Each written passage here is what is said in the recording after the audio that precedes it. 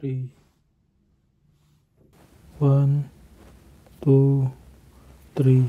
Assalamualaikum selamat datang kembali di Guru Gembel Channel. Pada tahun 2007 terbitlah sebuah film yang berjudul The Lost Tomb of Jesus. Ini adalah film yang sangat kontroversial, berupa film dokumenter yang digarap oleh salah seorang sutradara terbaik di dunia perfilman modern, yaitu James Cameron. Apa yang membuatnya menjadi sangat kontroversial? Tentu saja sama seperti judulnya, bahwa film ini menceritakan tentang ditemukannya makam Yesus Kristus pada tahun 1980 di Israel. Ketika orang-orang Israel baru saja mengambil tanah-tanah dari orang Palestina dan kemudian mereka membuat pemukiman-pemukiman Yahudi, kemudian mereka membuat infrastruktur dan gedung-gedung untuk Yahudi, di pondasinya terkuaklah sebuah makam kuno yang diperkirakan berasal dari zaman Yesus. Tetapi di sana ada tulisan-tulisan, ada tanda-tanda, bahkan bukti-bukti yang menunjukkan bahwa ini adalah makam Yesus. Nah, ini tentu saja sangat menggemparkan karena dalam tradisi kekristenan, Yesus digambarkan sebagai seorang yang mati di kayu salib. Kemudian bangkit dari kematian sekian hari kemudian dan kemudian berangkatlah ke langit. Karena memang untuk memenuhi hakikatnya sebagai Tuhan. Dalam tradisi Islam arus utama itu juga kurang lebih sama. Ya, walaupun ada banyak sekali perbedaan, tetapi kesimpulannya sama. Beliau naik ke langit yang tidak memungkinkannya untuk memiliki makam di Israel, kan begitu. Nah, jadi bagaimana ceritanya kalau sebuah makam justru malah membantah itu semua? Tapi ngomong-ngomong, kenapa juga itu diyakini sebagai makam Yesus? Simak videonya sampai tuntas karena kita akan menyelami salah satu misteri dan kontroversi dalam sejarah agama. Yuk kita mulai.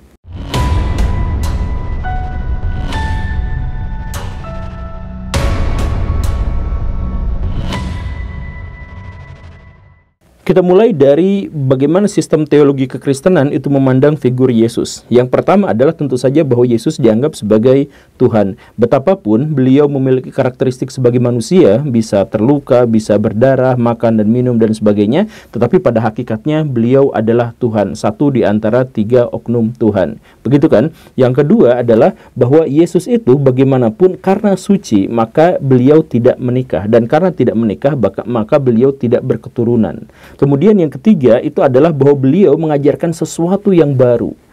Karena itulah maka kehidupannya itu dicatat dalam sebuah buku yang kemudian dijuduli sebagai Perjanjian Baru. Karena yang dia sampaikan, yang dia ajarkan itu sepenuhnya berbeda dengan sistem kepercayaan yang ada sebelumnya di era Yahudi itu. Kan begitu ya, kita mengetahui secara umum bahwa gambaran Kristen tentang figur Isa atau Yesus itu adalah seperti itu. Lalu bagaimana kalau sebuah makam tiba-tiba muncul menyingkap bahwa tiga hal itu keliru. Tiga kredo dalam tradisi kekristenan yang paling mendasar itu salah. Bahwa ternyata Yesus itu adalah manusia biasa-biasa saja. Bahwa beliau memiliki makam dan tidak pernah naik ke langit. Bahwa beliau itu punya anak dan punya istri, berkeluarga seperti manusia yang lainnya, dan bahwa beliau itu meninggal sebagai orang yang biasa-biasa aja, yang tidak memiliki ajaran tertentu yang spesifik yang bisa merevolusi sebuah bangsa. Bagaimana kalau misalkan sebuah makam muncul dengan gagasan-gagasan yang bertentangan itu? Nah, tetapi untuk memahaminya, mari kita lihat sebuah skenario alternatif dari kehidupan Yesus. Jadi ceritanya bahwa Yesus itu adalah seorang Yahudi yang biasa-biasa aja. Kehidupannya biasa dan seterusnya. Tetapi beliau itu adalah orang yang memiliki nasionalisme yang sangat tinggi, spiritualisme yang sangat tinggi, yang mendorongnya kemudian mengaku bahwa dirinya itu adalah Mesias. Karena orang-orang Yahudi pada waktu itu benar-benar memimpikan kemunculan Mesias karena mereka semua sedang dijajah oleh kekuatan besar namanya Romawi, maka Yesus kemudian mengaku bahwa dirinya itu adalah Mesias. Dan pengakuan itu disukai, dicintai oleh orang-orang Yahudi sampai ketika orang-orang Yahudi sadar bahwa Yesus membawa ajaran yang agak beda. Di antaranya adalah penolakannya terhadap hukum Taurat yang benar-benar bersifat legal digantikan menjadi hukum kasih, misalkan seperti itu. Nah, ajaran itu kemudian menyebabkan sebagian dari orang-orang Yahudi tidak suka padanya, terutama para pemuka agamanya. Dan karena itulah maka mereka melaporkan kepada para penguasa, yaitu orang-orang Romawi, bahwa Yesus akan melakukan pemberontakan. Yesus mengaku sebagai Mesias yang akan membebaskan orang-orang Israel dari cengkraman orang-orang Romawi. Begitu. Maka Yesus diadili pada waktu itu oleh orang-orang Romawi, tetapi orang Romawi merasa bahwa Yesus adalah orang yang tidak terlalu radikal dan biasa-biasa aja, sehingga mereka keberatan untuk melakukan hukuman. Tetapi karena orang-orang Yahudi mendesaknya, dan karena orang-orang Yahudi terus-terusan ngomel menceritakan tentang bahwa Yesus ini akan membawa radikalisme, akan membawa perubahan dan revolusi, maka apa boleh buat, pada akhirnya orang-orang Romawi itu menghukumnya dan kemudian menyalibnya. Begitu. Nah, tetapi karena penyaliban itu sebenarnya adalah penyaliban yang setengah hati, maka ketika Yesus belum meninggal di kayu salib, maka dia diturunkan dan kemudian diserahkan kepada para pengikutnya. Nah, karena Yesus pada waktu itu disalibkan masih dalam kondisi hidup, belum mati, hanya pingsan atau koma, maka beliau ketika disimpan di suatu tempat, 3 atau 4 hari kemudian beliau bangkit dari pingsannya itu atau pulih dari komanya itu, dan kemudian itu disaksikan oleh banyak sekali orang.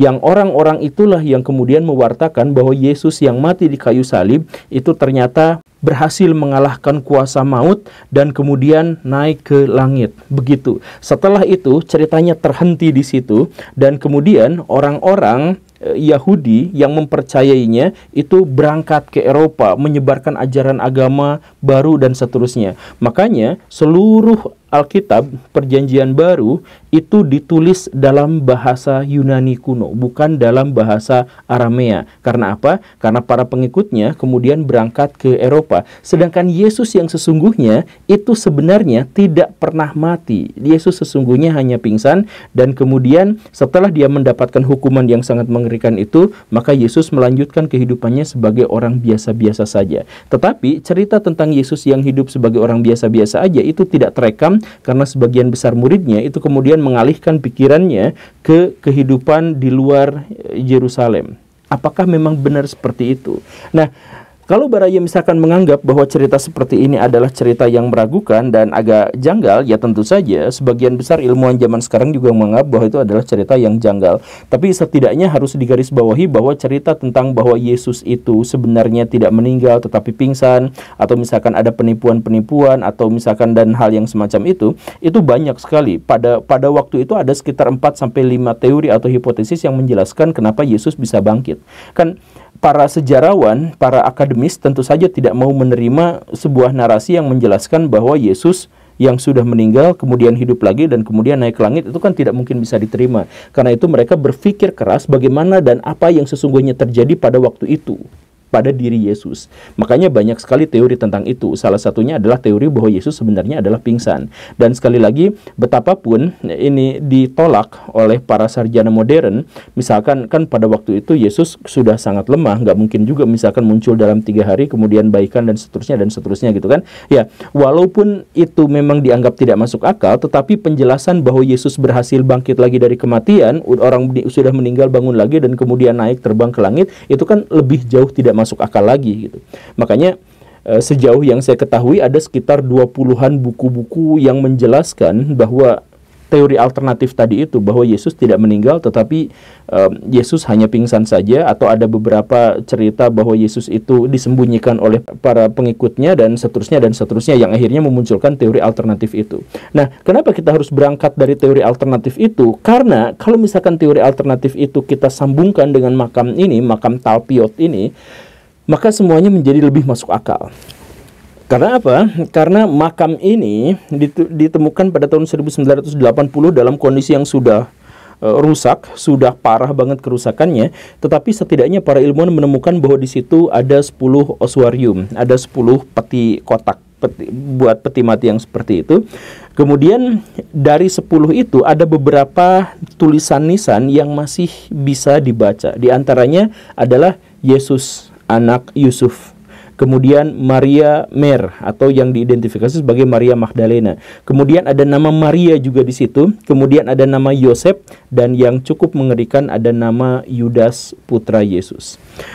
Makam ini setelah diuji coba secara uji karbon itu fix menunjukkan bahwa itu berusia sekitar pada abad 1 Masehi dibuatnya.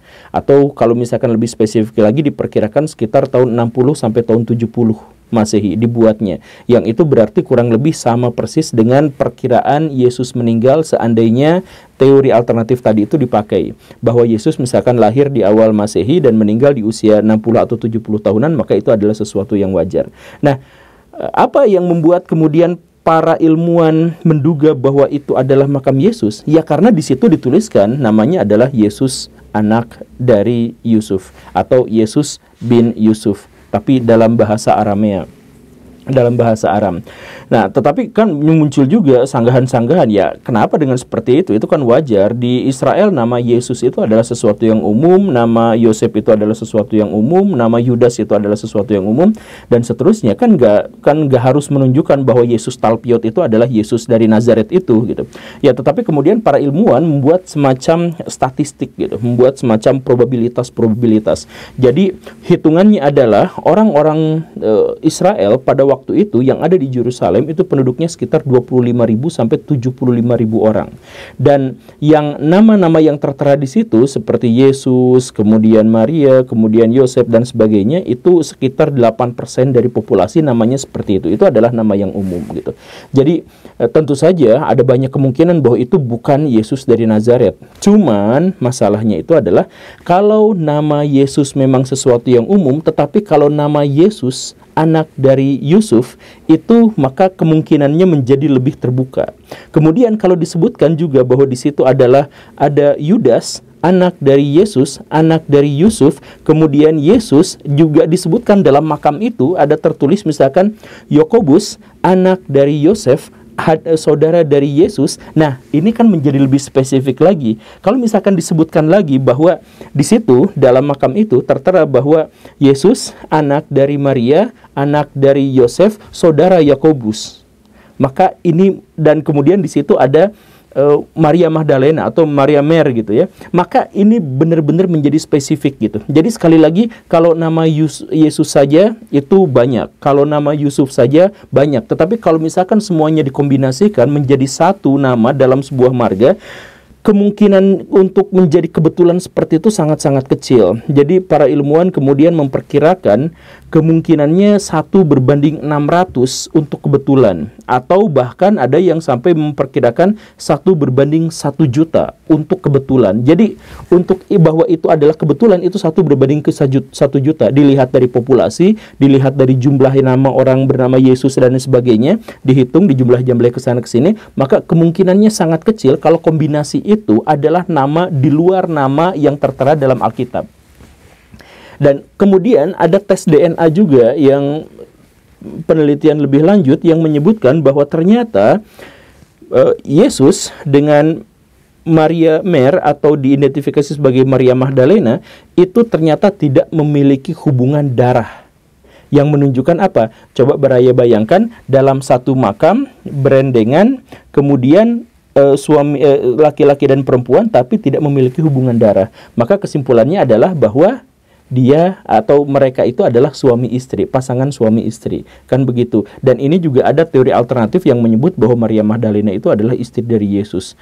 Misalkan kita mengetahui di Da Vinci Code dan lain sebagainya, itu sebenarnya adalah teori alternatif yang paling populer. Nah, dengan pikiran dengan probabilitas seperti ini dalam statistik, maka banyak sekali para ilmuwan yang wah, ini kayaknya kita menemukan sesuatu yang sangat besar.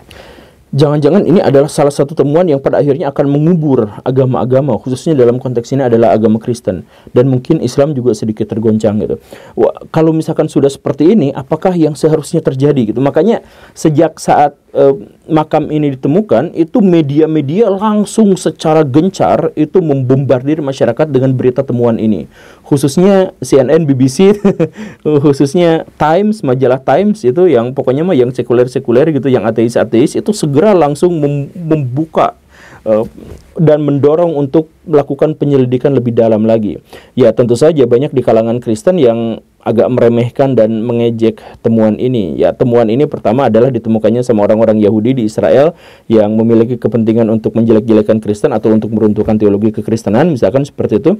Kemudian bahwa argumentasinya cacat, misalkan bahwa makam Yakobus itu kan terpisah dari komplek makam itu, dan tempatnya dan bentuk ausoriumnya juga berbeda, dan kemudian emblemnya juga berbeda dan sebagainya, yang menunjukkan bahwa ini adalah orang yang atau makam yang berbeda dengan komplek makam yang ada di situ. Kemudian bahwa makam itu banyak tulang belulang di luar sana menunjukkan juga bahwa ada kemungkinan kerusakan, ada kemungkinan bahwa ini adalah satu makam tetapi ditempati oleh orang dengan generasi yang berbeda-beda dan sebagainya. Kemungkinan lainnya masih sangat besar dan ada banyak sekali alasan untuk menolak teori bahwa ini adalah makam Yesus. Memang benar seperti itu. Nah, makanya orang-orang akademisi yang skeptis tentu saja juga setuju bahwa kita belum menemukan sebuah konklusi. Bisa aja ini adalah sebuah kesalahan. Dan wajar kalau misalkan ada sebuah kesalahan. Maka ayo kita lakukan penyelidikan lebih lanjut lagi. Cuman sayang entah bagaimana ceritanya, tetapi penyelidikan seputar ini terhenti. Bahkan ada beberapa ilmuwan yang kemudian didakwa telah melakukan pemalsuan terhadap naskah-naskahnya. Di antaranya adalah Mamang Oded. Ya, walaupun pada akhirnya divonis dalam pengadilan bahwa beliau tidak melakukan penipuan atau tidak melakukan pemalsuan. Tetapi apapun itu sebenarnya masih jauh dari konklusi. Karena apa? Karena kalangan agamawan langsung menolak dan marah-marah, dan bahkan sampai sekarang pun ada banyak sekali buku-buku yang menolak tentang makam Talpiot itu. Tetapi di sisi lain kalangan akademisi tidak bisa melakukan penyelidikan secara lebih lanjut karena entah bagaimana ini memang dihentikan gitu. Padahal sempat booming juga, bahkan yang bikin videonya itu kan James Cameron gitu, yang menunjukkan bahwa antusiasme para akademisi pada waktu itu memang benar-benar sangat luar biasa terhadap temuan ini. Tapi ya apa boleh buat, sampai sekarang tidak ada kelanjutannya dan sekarang sudah ya seperti angin saja, sudah tidak ada apa-apanya gitu. Jadi apakah Baraya percaya atau tidak dengan temuan ini? Ya Baraya boleh percaya, boleh juga tidak, cuman saya sih menyarankan Baraya, kalau misalkan Baraya mau melihat ini dalam konteks teologis, ya sudah selesai. Konteks teologis itu kan final. Konteks teologis itu berarti ya Baraya mengimani apa adanya gitu. Tapi kalau misalkan Baraya mau melihatnya dalam kacamata akademik, kacamata ilmiah, kacamata positivistik, maka tolong jangan fasis terhadap ilmu pengetahuan. Jangan berargumentasi bahwa itu kan buatan Yahudi gitu. Itu kan konspirasi gitu ya. Maksudnya gini, jangan hanya gara-gara sumbernya itu adalah Kristen, sumbernya adalah Yahudi, sumbernya adalah Barat, kemudian itu menjadi salah gitu. Kan banyak di antara kita yang berpikirannya itu seperti itu gitu. Ngapain ternyata itu adalah tulisan dari Barat gitu. Jadi kalau tulisannya Barat pasti salah gitu. Tulisannya Cina pasti salah. Nah, jangan seperti itu ya. Itu yang pertama. Kemudian yang kedua, jangan berangkat dari keyakinan, jangan berangkat dari kepastian. Karena kalau misalkan masalahnya itu adalah masalah akademis, ya tentu saja kita mulai dari keraguan atau ketidakyakinan, atau kita memunculkan sebuah hipotesis dan kemudian kita lakukan penelitian di situ. Sekali lagi, saya juga sampai sekarang tidak tahu apakah itu benar atau salah. Saya juga tidak mengambil kesimpulan dan keputusan, dan saya merasa tidak peduli dengan itu sampai batasan itu. Tetapi saya yakin ada banyak sekali orang yang merasa berkepentingan terhadap tema ini. Dan buat Baraya, jadikan kasus ini sebagai cara untuk berlatih, untuk berpikir, cara melatih logika kita. Apakah kita tendensi atau tidak? Terima kasih karena sudah menyimak. Saya Guru Gembul. Assalamualaikum warahmatullahi wabarakatuh.